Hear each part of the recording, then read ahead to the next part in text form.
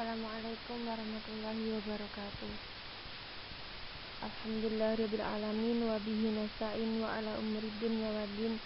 Wassalatu wassalamu ala asrafil anbiya'i wal mursalin sayyidina wa maulana Muhammadin wa ala alihi wa ashabihi ajma'in, amma ba'du. Yang saya hormati kepada Bapak dosen pengampu mata kuliah Sejarah Pendidikan Islam, dan tak lupa kepada teman-teman yang hadir dalam perkuliahan ini. Saya di sini akan sedikit memaparkan makalah saya yang berjudul tentang lembaga-lembaga pendidikan Islam di Indonesia.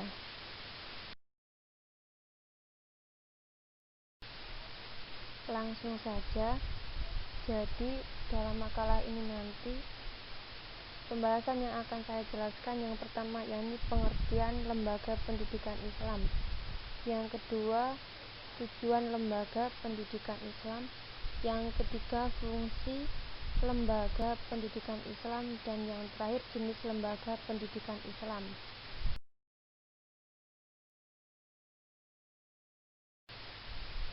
Yang pertama, pengertian lembaga pendidikan Islam.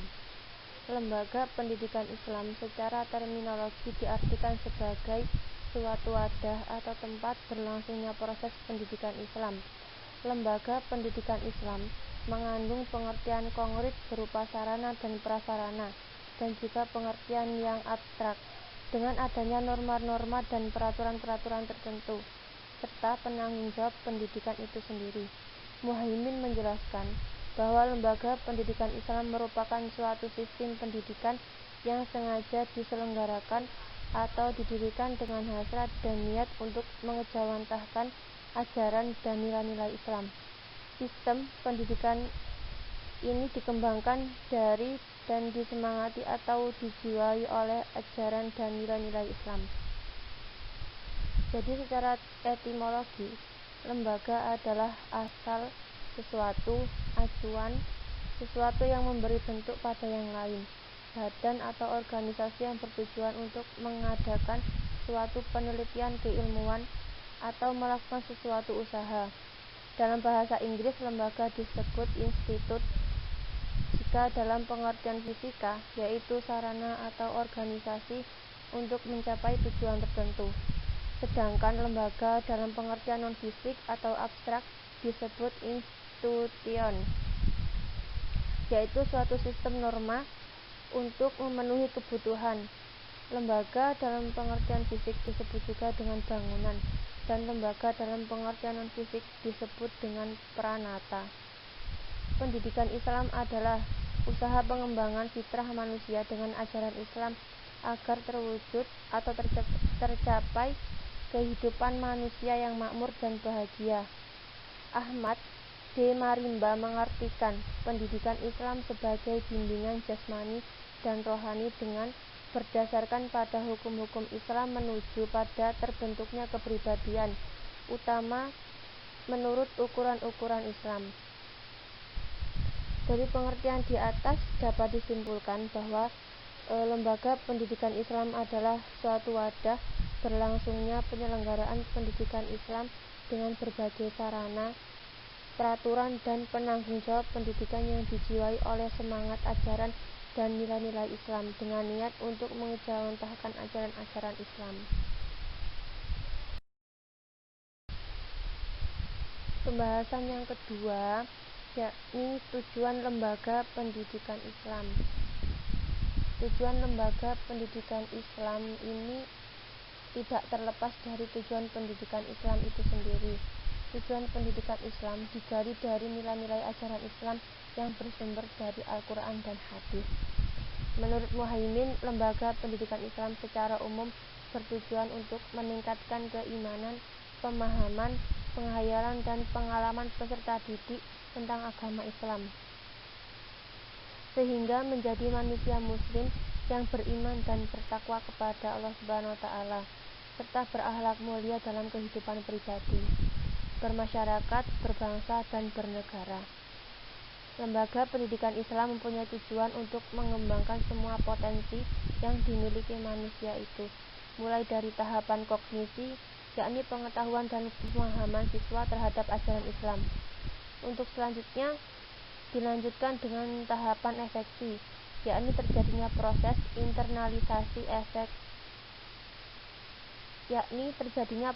internalisasi ajaran dan nilai agama ke dalam diri siswa, dalam arti menghayati dan meyakini. Melalui tahapan efeksi tersebut diharapkan bertumbuh motivasi dalam diri siswa dan bergerak untuk mengamalkan dan menaati ajaran Islam yang telah diinternalisasikan dalam dirinya. Dengan demikian akan terbentuk manusia muslim yang bertakwa dan berakhlak mulia.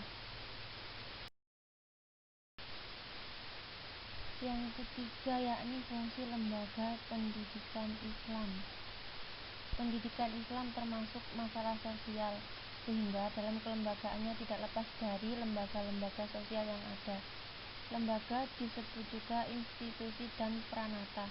Dengan demikian, lembaga pendidikan Islam adalah suatu bentuk organisasi yang diadakan untuk mengembangkan lembaga-lembaga sosial, baik yang permanen maupun yang berubah-ubah. Menurut Hasan Anggung, pendidikan Islam berputar sekitar pengembangan jasmani, akal, emosi, rohani, dan akhlak manusia. Begitu juga pendidikan dalam pengertian yang utuh, bukan terbatas di sekolah saja, tetapi juga mempengaruhi pelajaran-pelajaran di rumah, di masyarakat, bahkan di jalanan. Selain itu, Islam juga mengenal pendidikan seumur hidup. Jadi singkatnya, fungsi lembaga pendidikan Islam ini adalah lembaga pendidikan Islam berfungsi sebagai pengembangan jasmani, akal, emosi, rohani, dan akhlak manusia dan peserta didiknya. Yang keempat yakni jenis lembaga pendidikan Islam. Untuk mendapatkan gambaran yang lebih luas tentang jenis-jenis lembaga pendidikan Islam harus ditinjau dari berbagai aspek. Di antaranya yang pertama yakni lembaga pendidikan Islam dilihat dari aspek ajaran Islam sebagai asasnya. Dalam ajaran Islam, perbuatan manusia disebut dengan amal yang telah melembaga dalam jiwa seorang muslim, baik amal yang berhubungan dengan Allah Subhanahu wa taala maupun amal yang berhubungan dengan manusia dan alam semesta. Sedangkan Mahmud Shaltul mengemukakan bahwa ajaran Islam mencakup aspek akidah, syariah, dan muamalah yang dapat membimbing manusia menuju kehidupan yang lebih baik. Asas seluruh ajaran dan amalan Islam dalam iman. Islam telah menetapkan norma-norma dalam mengamalkan ajarannya, sebagaimana yang dikemukakan oleh Sidi Ghazalba, bahwa jenis lembaga pendidikan Islam yang serba tetap dan tidak boleh berubah dan tidak mungkin berubah adalah sebagai berikut. Yang pertama yakni rukun iman adalah asas ajaran dan amal Islam. Yang kedua, ikrar, keyakinan atau pengucapan 2 kalimat syahadat dengan lembaga pernyataan. Yang ketiga, toharoh atau lembaga penyucian. Yang keempat, sholat atau lembaga utama agama. Yang kelima, zakat atau lembaga pemberian wajib. Yang keenam, puasa. Yang ketujuh, haji, lembaga kunjungan ke Baitullah. Yang kedelapan, ihsan, lembaga membaiki. Yang sembilan, ikhlas, lembaga yang menjadikan amal agama. Yang ke-10, takwa. Adapun lembaga yang dapat berubah karena perubahan norma-norma adalah sebagai berikut. 1. Ijtihad, 2. Fikih, 3. Akhlak, 4. Lembaga pergaulan masyarakat, 5. Lembaga ekonomi, 6. Lembaga politik, 7. Lembaga pengetahuan dari teknik, 8. Lembaga seni, 9. Lembaga negara. Agama Islam adalah agama yang universal, serba tetap dan tidak terikat oleh ruang dan waktu, dan merupakan agama yang diridhai Allah Subhanahu wa taala. Yang B, lembaga pendidikan Islam ditinjau dari aspek penanggung jawab. Tanggung jawab Kependidikan merupakan suatu tugas wajib yang harus dilaksanakan karena tugas ini satu dari beberapa instrumen masyarakat dan bangsa dalam upaya pengembangan manusia sebagai khalifah di bumi. Tanggung jawab ini dapat dilaksanakan sebagai individu dan kolektif. Secara individu dilaksanakan oleh orang tua dan kolektif kerjasama seluruh anggota keluarga, masyarakat, dan pemerintah. Menurut Al-Qabisi, pemerintah bertanggung jawab terhadap pendidikan anak, baik berupa bimbingan, pengajaran secara menyeluruh. Konsep tanggung jawab pendidikan yang dikemukakan Al-Qabisi ini berimplikasi secara tidak langsung dalam melahirkan jenis-jenis lembaga pendidikan sesuai dengan penanggung jawabnya.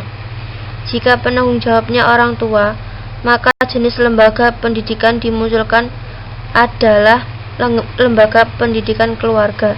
Jika penanggung jawabnya pemerintah, maka jenis lembaga pendidikan yang dilahirkan ini ada beberapa macam, seperti sekolah, lembaga pemasyarakatan, dan sebagainya. Jika penanggung jawaban adalah masyarakat, lembaga pendidikan yang dimunculkan seperti panti asuhan, panti jompo, dan sebagainya. Dengan demikian, ada 3 jenis lembaga pendidikan. Yang pertama yakni lembaga pendidikan informal atau keluarga. Yang kedua yakni lembaga pendidikan formal atau bisa disebut dengan sekolah madrasah. Yang ketiga yakni lembaga pendidikan non formal atau bisa disebut dengan masyarakat.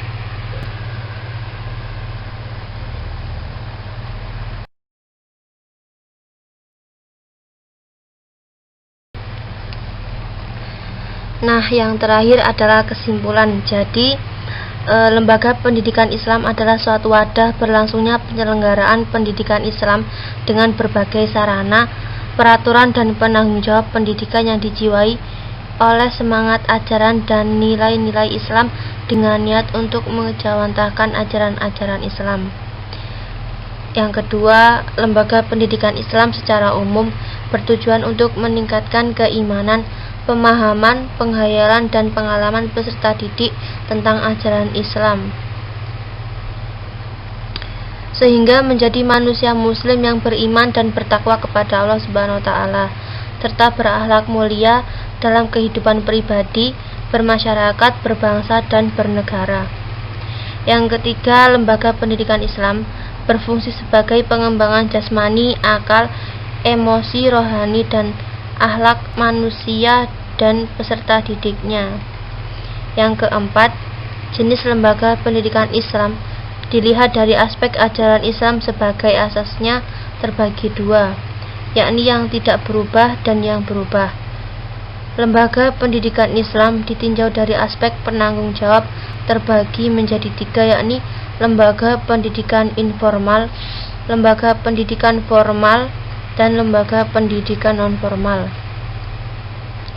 Yang kelima yakni strategi yang perlu ditawarkan dan mengelola dan mengembangkan lembaga pendidikan Islam baik berupa pesantren, madrasah, sekolah, serta perguruan tinggi, yaitu pertama, merumuskan visi, misi, dan tujuan lembaga secara jelas serta berusaha keras mewujudkannya melalui kegiatan-kegiatan real sehari-hari. Kedua, membangun kepemimpinan yang benar-benar profesional atau terlepas dari intervensi ideologi, politik, organisasi, dan mazhab dalam menempuh kebijakan lembaga. Yang ketiga, menyiapkan pendidik yang benar-benar berjiwa pendidik sehingga mengutamakan tugas-tugas pendidikan dan bertanggung jawab terhadap kesuksesan peserta didiknya. Keempat, merumuskan kurikulum yang sesuai dengan kebutuhan peserta didik dan masyarakat.